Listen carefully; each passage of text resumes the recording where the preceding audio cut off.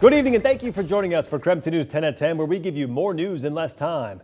5 days after the fire sparked and quickly spread, two major wildfires in Spokane County continue to burn. Crews have been working around the clock and making progress, but the Gray Fire at Medical Lake has burned about 10,000 acres and is now 48% contained. And the Oregon Road Fire is burning more than 11,000 acres with 4% containment tonight. The biggest news to come out of today involves evacuations for the Oregon Road Fire. This is the latest evacuation map released just hours ago. Areas near Newport Highway on the west and Elk Chattaroy on the east have been downgraded to level 2 get set evacuations. That means those folks can return home. While some areas near Mount Spokane have been downgraded to level 1 get ready evacuation notices. And just hours ago, a public committee was held at Medical Lake High School, where community members could hear from city leaders firsthand about the destructions that's gone on behind the fire lines. KREM 2's Kyle Simchuk was at that meeting tonight. He is joining us live now with details. Kyle? Well, yeah, Mark, we saw a lot of people hugging and catching up with neighbors they haven't seen since they had to evacuate last Friday. Not all of their questions were answered tonight, but people certainly seem to appreciate the update. Tonight's town meeting inside the Medical Lake High School gym started with a standing ovation for first responders. Many people, including Daryl Jepson, have lost everything. And we left with the clothes we had on. My wife grabbed 3 photo albums, and the smoke was so dark that you couldn't see the road. We just had to hope we were in the middle. But we made it. The good Lord has took care of us. He has done a good job. Tonight, District 3 Fire Chief Cody Rohrbach showed residents where the fire started, about 3 miles southwest of town on a hillside burning wheat stubble. We're here with you. We're going to continue to work tirelessly until we can put this into full recovery mode. Avista says power has been restored and 95% of gas lines are repaired. Recovery is not quick. Recovery is not going to be easy. Wanted to know more. I was more interested in the procedure now on the cleanup. You know, what help are we going to have? Are we going to have any backup from the federal government, things like that? And we didn't get a whole lot of that, but apparently it's to come. The Medical Lake mayor says she's been in contact with the White House and expects more answers regarding state and federal assistance soon. Authorities plan to open a resource center by Friday. The location has not been determined, but it'll be a one-stop shop for residents with access to insurance providers, the Department of Licensing, and other services. But I did like the community getting together and supporting one another, and it was good for us to all see neighbors and talk to them, some of them we hadn't seen before. So it was good. And officials are asking people to be careful around burned trees. They're at a risk for falling. And they're also asking people to report them if it appears that a tree may fall on a power line. Reporting live in Medical Lake, Kyle Simchuk, KREM 2 News. Kyle, thank you very much. There are a lot of powerful images coming out of the Spokane County wildfires. This is one of them, a flag left standing during the Oregon Road Fire in Elk. Art Dibble, the man holding the flag, lost his workshop and apartment in the fire. And when he went back to survey the damage, the flag survived and was found surrounded in ash. The moment was captured by his daughter-in-law, Adela.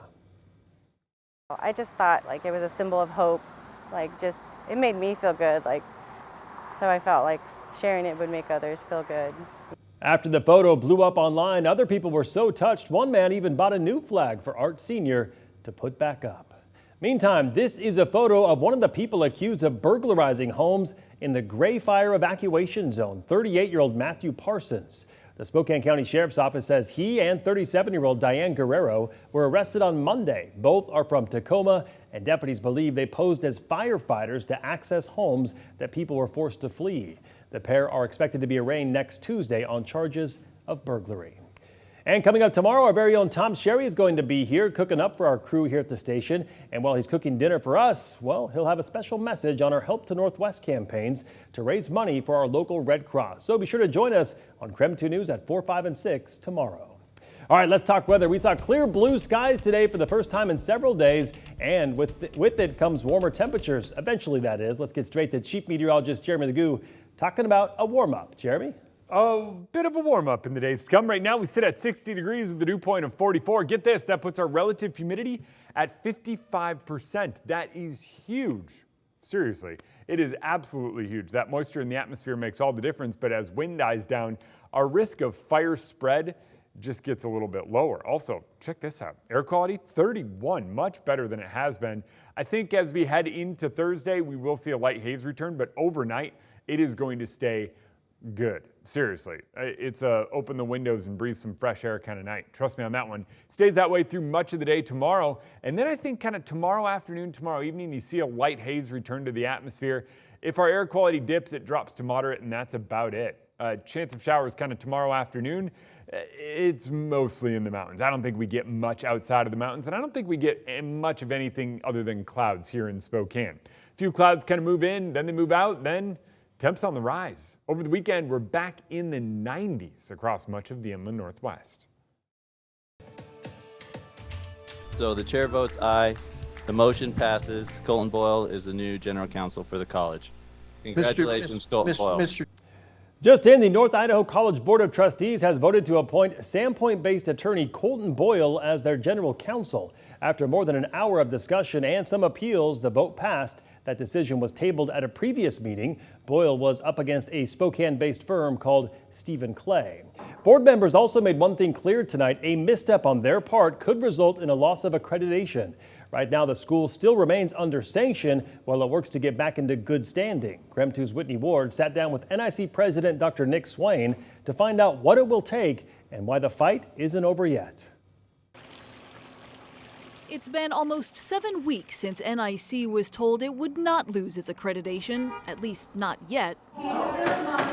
But it remains under close watch after a series of public squabbles and a show cause sanction by the NWCCU for falling out of compliance with the Commission's standards on governance and institutional integrity. We're not out of the woods yet. College President Dr. Nick Swain says it's rare for an institution to be sanctioned for how it's being governed. Usually it's because of financial or educational problems. But he tells me his office and the college's 5 elected trustees now have 1 year to prove they can learn to get along.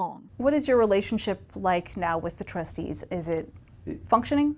Yeah, I think it's improved significantly from, say, November, December when the election happened. Is it a difference of politics? I think in North Idaho, politics is really part of everything, but it's not unique to just North Idaho College. But a lot of people have said that politics has clearly infiltrated decision-making and policy here at NIC. So how do you take politics out of the equation? I'm not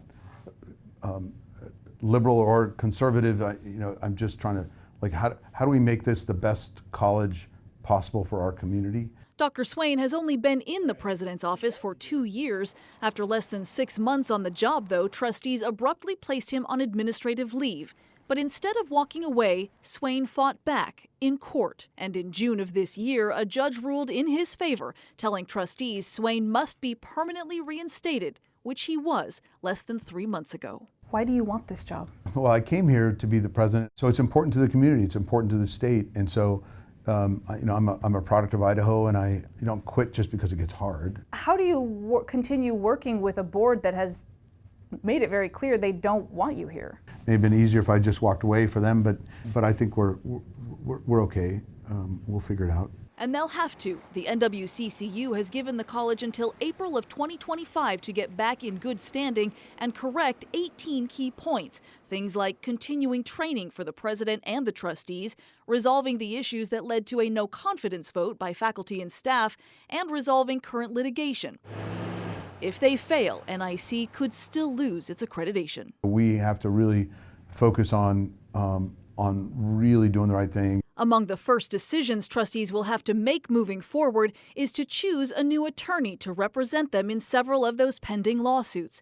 2 candidates are up for that job. The Stevens Clay law firm out of Spokane. They've specialized in school law for 30 years and have represented more than 100 different schools. The other option is Colton Boyles out of Sandpoint. According to his website, he's held a law license for 6 years in Idaho and has represented politicians and government agencies, but never a higher education institution. Dr. Swain says it's decisions like this that the Accrediting Commission will be watching closely. We're sort of like one incident away from losing accreditation.